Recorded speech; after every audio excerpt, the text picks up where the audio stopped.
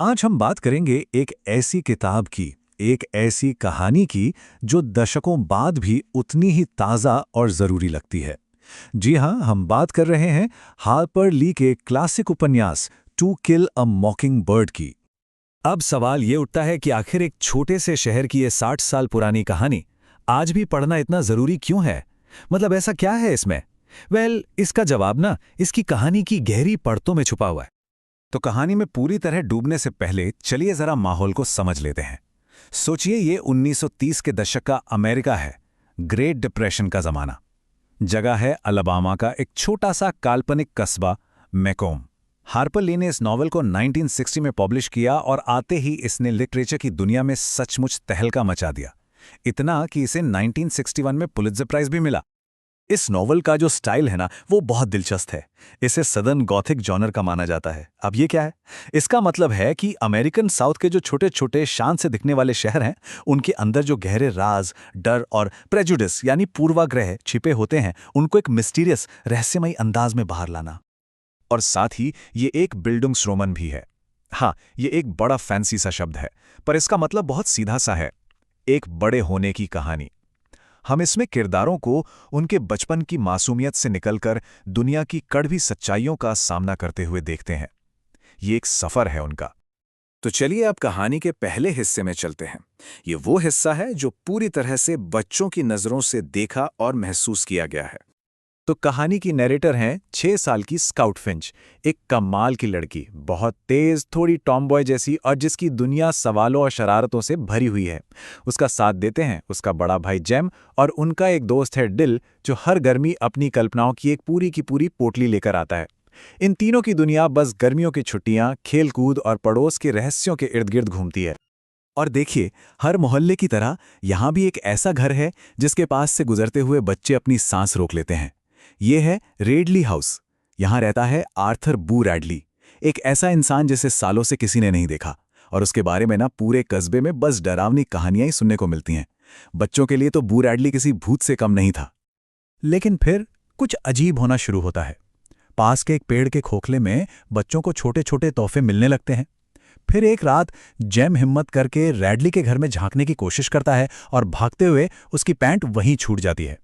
लेकिन कमाल तो तब होता है जब अगले दिन वो पैंट रहस्यमयी तरीके से सिली हुई और बड़े करीने से तह की हुई मिलती है। मतलब साफ है, कोई है जो उन्हें देख रहा है, पर कौन? और बस यहीं से कहानी एक बहुत बड़ा मोड़ लेती है। बचपन के वो बेफिक्र खेल अब पीछे छूट जाते हैं और मैकोम कस्बे की वो स्याह सच्चाई सामने आने लगती है, जो धूप में नहीं बल्कि परछाइयों में पलती है। आप कहानी में आते हैं स्काउट और जेम के पिता एटिकस फिंच, शहर के सबसे इज्जतदार वकीलों में से एक, और उन्हें एक केस दिया जाता है। एक ऐसा केस जिसे कोई और छूना तक नहीं चाहता। उन्हें डिफेंड करना है टॉम रॉबिन्सन नाम के एक अश्वेत व्यक्ति को। और आरोप आरोप बहुत गंभीर हैं। टॉम रॉबिन्सन पर एक गरीब श्वेत महिला मायला एवेल पर हमला करने का इल्जाम है। और उस दौर के समाज में एक अश्वेत व्यक्ति पर ऐसा आरोप लगना अपने आप में ही एक सजा थी। सच और झूठ से किसी को कोई फर्क नहीं पड़ता था। और जैसे ही एटिकस ये केस लेते हैं, समझ लीजिए पूरा शहर उनके खिलाफ हो जाता है। दोस्त दुश्मन बन जाते हैं। फिंच परिवार को हर तरफ से नफरत और ताने झेलने पड़ते हैं। सपोर्ट तो जीरो था और विरोध वो अपनी पीक पर। लेकिन कोर्ट रूम के अंदर एटिकस एक एक करके सारे सबूत सामने रखते हैं। वो ये साबित कर देते हैं कि माइला को जो चोटें आई हैं वो किसी लेफ्ट हैंडेड यानी बाएं हाथ वाले इंसान ने दी हैं, जबकि टॉम का बायां हाथ वो तो बचपन की एक चोट की वजह से पूरी तरह बेकार है। सारे सबूत, सारी उंगलियां माइला के अपने पिता बॉब इवेल की तरफ उठ रही थी, जो कि लेफ्ट हैंडेड था। तो अब सवाल ये था, जब सच और झूठ आईने की तरह साफ हो, तो क्या कोर्ट, क्या जस्टिस अपना काम करेगा? क्या न्याय की जीत होगी? और जवाब है नहीं। सारे सबूतों के बावजूद all white jury Tom Robinson को दोषी ठहरा देती है। ये कहानी का वो हार्ट ब्रेकिंग पल है जहां समाज का जहरीला पूर्वाग्रह कानून और सच्चाई दोनों पर भारी पड़ जाता है। और यही अन्याय, यही इनजस्टिस हमें कहानी के सबसे गहरे और सबसे जरूरी सिंबल तक ले जाता है, मॉकिंग बर्ड। कहानी में एटिकस अपने बच्चों को सिखाते हैं, याद रखना, मॉकिंग बर्ड को मारना पाप है, और ये बात सिर्फ एक चिड़िया के बारे में नहीं है, ये जिंदगी का एक बहुत बहुत बड़ा सबक है। तो मॉकिंग बर्ड क्या है? मॉकिंग बर्ड वो हैं जो सिर्फ देना जानते हैं। वो अपनी आवाज़ से दुनिया में खूबसूरती भरते हैं, लेकिन किसी का कुछ नहीं बिगाड़ते। तो ऐसे किसी बेगुनाह मासूम को नुकसान पहुंचाना, उसे तबाह करना एक बहुत बड़ा अक्षम्य पाप है। और इस कहानी में हमारे सामने दो ऐसे ही मॉकिंग बर्ड हैं। पहले टॉम रॉबिन्सन, एक भला, शरीफ, मासूम इंसान जिसे सिर्फ उसकी चमड़ी के रंग की वजह से बर्बाद कर दिया गया।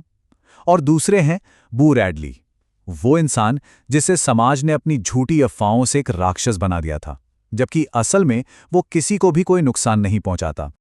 अब कहानी अपने क्लाइमैक्स की तरफ बढ़ती है, एक ऐसे पॉइंट पर जहां बचपन का वो पुराना रहस्य और बड़ों की दुनिया की नफरत एक दूसरे से टकराते हैं। तो होता यह है कि मुकदमे में हुई बेइज्जती से बौखलाया हुआ बॉबी विल एटिकस से बदला लेने पर तुला है, और वो हैलोवीन की एक अंधेरी रात में जेम और स्काउट दोनों बच्चों पर हमला कर देता है। ठीक उसी पल जब लगता है कि अब कुछ नहीं हो सकता, अंधेरे में से एक साया निकलता है और बच्चों को बचा लेता है। और ये साया, ये बचाने वाला कोई और नहीं बल्कि वही आर्थर बू रैडली है।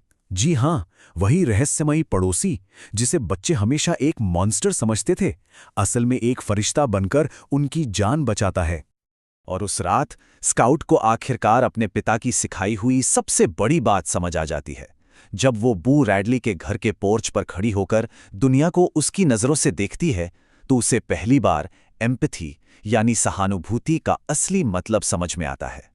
और आखिर में ये कहानी हमारे लिए एक बहुत ज़रूरी सवाल छोड़ जाती है कि आज की इस दुनिया में हमारे आसपास वो कौन से मॉकिंग बर्ड्स हैं, वो कौन से बेगुनाह या कमज़ोर लोग हैं जिन्हें हमारे समाज की नफ़रत और पूर्वाग्रहों से बचाने की ज़रूरत है।